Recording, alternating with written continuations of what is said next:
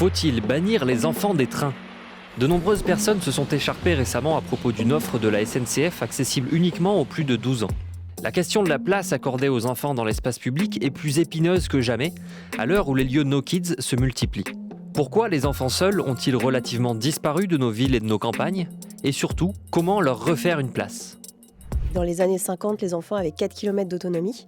Donc ils allaient dans le village d'à côté, où ils allaient en parfaite autonomie chercher le pain et tout. Donc il y avait beaucoup d'enfants sur l'espace public. Et cette autonomie, elle a petit à petit disparu. Donc dans les années 90, c'était 400 mètres. Et aujourd'hui, on estime à 0 l'autonomie des enfants, des petits en tout cas, sur l'espace public. Vous vous rappelez à quel âge vous avez fait votre premier déplacement tout seul dehors ? C'est presque 12 ans pour les enfants d'aujourd'hui, 1 an de plus que leurs parents à leur époque. Quant au temps de jeu à l'extérieur, il est passé d'entre 3 et 4 heures par jour dans les années 60 à 47 minutes aujourd'hui. 4 enfants sur 10 ne jouent d'ailleurs jamais dehors la semaine. Alors pourquoi ce déclin de la mobilité autonome ? Question de peur principalement. La peur des accidents déjà. Des décennies de politique tout voiture ont tracé nos villes pour les besoins de la circulation motorisée aux heures de pointe. Il y a ensuite la hausse de la perception de l'insécurité, avec la forte médiatisation de faits divers criminels impliquant des enfants. On pourrait ajouter la concurrence des écrans qui alimente la sédentarité. Enfin, les interstices de jeu ont disparu. Autrefois, des terrains vagues servaient d'aire de jeu naturel, mais demande de logement oblige, ils ont été engloutis. Albert Einstein diceva che il gioco è la forma più alta di ricerca. Ce monsieur italien qui cite Einstein en connaît un rayon sur la notion de jeu. Il est chercheur en pédagogie et en psychologie, et il a créé une ville pour les enfants, avec un credo. Restituire ai bambini l'esperienza del gioco. Continuo a essere profondamente convinto che il gioco sia l'esperienza più importante della vita delle persone, non dei bambini, di tutta la vita. À la fin des années 80, sa ville de Fano, sur les rives de l'Adriatique, ressemble à beaucoup d'autres dans les 30 Glorieuses. Des voitures en centre-ville, peu d'espaces verts. Alors Francesco Tonucci prend la tête d'un projet pilote devenu un label qui a essaimé dans une quinzaine de pays du monde. Au programme, une opération Aller à l'école à pied, un conseil municipal d'une vingtaine de filles et garçons tirés au sort, un marché des jeunes et des vignettes sur les vitrines des commerces pour indiquer qu'ils sont enfant-friendly, c'est-à-dire qu'ils leur réservent de l'espace pour jouer ou de l'aide s'ils perdent leurs parents. Selon Tonucci, trouver sa place en tant qu'enfant, c'est aussi se projeter comme citoyen dans la société adulte, donc dans la cité. Incontrare gli amici per poter vivere un'esperienza autonoma, libera, all'interno delle regole che la famiglia mette, regole di tempo, regole di spazio, regole di comportamento, ma è molto importante che il bambino rispetto a queste regole debba obbedire, ma può anche trasgredire. E questo gioco fra obbedienza e trasgressione è la costruzione di un senso morale che oggi i bambini non vivono più. Ces derniers temps, les espaces No Kids semblent se multiplier dans le monde, que ce soit des hôtels, des restaurants, des campings, des croisières. Adults, enjoy the cruise. We know you deserve it, but the fact we can't go is total bullshit. On comptait environ 1600 hôtels adults only dans le monde en 2023. C'est peu, mais c'est 2 fois plus qu'en 2016. Cette ségrégation générationnelle, une universitaire américaine l'a dénommée infantisme. Vous aurez plus d'infos sur sa conceptualisation dans cette émission à retrouver sur l'appli de Radio France. Il existe pourtant une convention de l'ONU relative aux droits de l'enfant qui lui garantit la non-discrimination.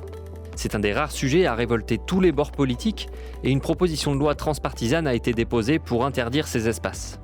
Mais que demandent les premiers concernés, les enfants ? C'est surtout de pouvoir se cacher, de pouvoir escalader, de pouvoir courir, de pouvoir s'approprier l'espace.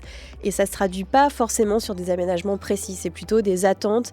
Il y a quelque chose qui revient très très souvent dans les ateliers qu'on mène. Ils disent la ville c'est moche et c'est gris, parce que c'est les trottoirs, l'asphalte, le bitume, etc. L'architecte Émile Ayot, par exemple, expliquait ici sa conception de la cité de la Grande Borne, banlieue sud de Paris. Construite à la fin des années 60, elle était pensée pour stimuler l'imagination des enfants. Dans les cités ordinaires, on met l'enfant à jouer avec 40 autres. Ce sont des carrés de gravillon où jouent les enfants tous ensemble, ce qui les rend peu à peu semblables aux autres. Il faudrait donc permettre à ces enfants d'avoir des vies privées, c'est-à-dire des solitudes. Il faudrait qu'ils soient des individus singuliers qui ont eu des aventures un peu sauvages. Cette question de ce que veulent les enfants, elle est assez présente dans la culture populaire, comme dans ce film d'Éric Rohmer. Je crois qu'il y a quelque chose qui manque au village, encore plus que la médiathèque. Mais quoi ? Des espaces verts. Et ici, chez la chanteuse Anne Sylvestre. Si la ville c'était moins gris, ça serait beaucoup plus chouette. Un des éléments qui revient systématiquement, c'est la nature, les arbres, la végétation. C'est pas forcément les toboggans et les bateaux pirates. Ça, c'est un peu parfois une projection d'adultes sur des jeux pour les enfants. Il est évident qu'il ne faut pas infantiliser l'enfant en lui donnant des jouets. Il faut lui donner des situations qu'il puisse dégrader, qu'il puisse poétiquement occuper. Vient ensuite la question des accompagnants, en l'occurrence souvent des accompagnantes. La mère passe en moyenne 1 heure de plus que le père par jour seul avec les enfants. Sachant que 34% des architectes et 20,8% des mères sont des femmes, on voit que l'enjeu rejoint le concept de spatio-féminisme, auquel on avait consacré ici une vidéo. C'est important de réfléchir aux assises, aux espaces d'attente, là où sont les adultes, est-ce qu'ils sont invités à discuter ou pas, s'ils n'en ont pas envie, mais à discuter ensemble. Généralement, il y a quelques bancs qui sont en plein soleil et qui donnent un focus sur les installations ludiques. Donc, c'est pas des espaces très confortables pour les accompagnants. La signalétique est un premier outil. À Bâle, en Suisse, elle est conçue à partir d'une norme de 1,20 m, la taille moyenne d'un enfant de 9 ans. En 2027, Bruxelles va remplacer son code de la rue par un code de la voie publique, pour se décentrer de la perspective de l'automobiliste. À Clermont-Ferrand, des animaux signalent les arrêts de la ligne A du tram. Elle dessert un hôpital et transporte des passagers atteints de handicap cognitif et psychique, par exemple, pour qui la lecture est compliquée. On a donc opté pour des pictogrammes animaliers, par ordre de taille, de la fourmi à l'éléphant, ce qui apprend aussi aux plus jeunes à se repérer. Au musée d'Orsay et de l'Orangerie, les cartels, les petits textes qui contextualisent les œuvres, sont aussi destinés aux enfants dans la plupart des expos. La cohabitation passe aussi par la piétonisation, comme dans les quelques 300 rues aux écoles parisiennes interdites à la circulation, ou dans la ville espagnole de Pontevedra, qui a sacralisé le piéton, ou encore dans les Woonerf hollandaises, l'équivalent de nos zones de rencontre, sauf que les prioritaires sont les habitants et non la circulation. Autre piste, fournir des espaces de déambulation où on autorise les jeunes à rester en groupe, ce qui est le plus souvent perçu comme suspicieux, voire criminalisé. Les ados sont parfois à court d'endroits où se retrouver, entre les cours par exemple. D'ailleurs, dans cette émission, vous entendrez le témoignage d'un groupe de lycéens qui a élu domicile dans un lavomatique, faute de mieux. D'autres lieux font le pari de donner le goût du mouvement et de l'autonomie, comme avec le Bicibus barcelonais, sorte de ramassage scolaire encadré à vélo, ou via le design actif employé dans certains parcs.